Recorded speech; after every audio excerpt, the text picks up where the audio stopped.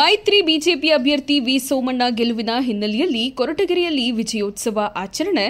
BJP ಮುಖಂಡ ಅನಿಲ್ ಕುಮಾರ್ ನೇತೃತ್ವದಲ್ಲಿ ಕಾರ್ಯಕರ್ತರು ಸಂಭ್ರಮಾಚರಣೆ ಮಾಡಿದರು.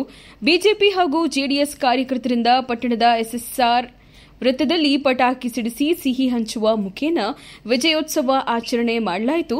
ಇದೇ ಸಂದರ್ಭದಲ್ಲಿ ಬಿಜೆಪಿ ಮುಖಂಡ ಅನಿಲ್ ಕುಮಾರ್ ಮಾತನಾಡಿದರು. ಕೊರಟಗೆರೆ ವಿಧಾನಸಭಾ ಕ್ಷೇತ್ರದಲ್ಲಿ 26,000 ಲೀಡ್ ಕೊಟ್ಟಿದ್ದು ಕಾರ್ಯಕರ್ತರಿಗೂ ಮತದಾರರಿಗೂ ಕೃತಜ್ಞತೆಗಳನ್ನು ಸಲ್ಲಿಸಿದರು. ಜೆಡಿಎಸ್ ಮತ್ತು ಬಿಜೆಪಿಯ ಜೊತೆಗೆ ಮೈತ್ರಿಯನ್ನು ಮಾಡಿದ್ರು. ಆ ಮೈತ್ರಿಯ ಫಲಿತಾಂಶ ಇವತ್ತು ನಮ್ಮ ತುಮಕೂರಿನಲ್ಲಿ ಜಯಬೇರಿಯನ್ನು ಬಾರಿಸಲಿಕ್ಕೆ ನಾವು ಸಾಧ್ಯ ಆಗಿದೆ.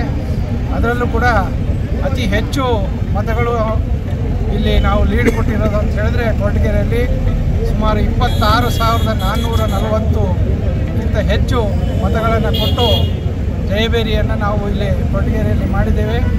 ಇದು ಏನು ತೋರಿಸ್ತದೆ ಅಂತ ಹೇಳಿದ್ರೆ ಜೆಡಿಎಸ್ ಮತ್ತು ಬಿಜೆಪಿಯ ಮೈತ್ರಿಯ ಒಂದು ಶಕ್ತಿ ಏನಿದೆ ಅಂತಕ್ಕಂಥದ್ದು ಇವತ್ತು ಕಾಂಗ್ರೆಸ್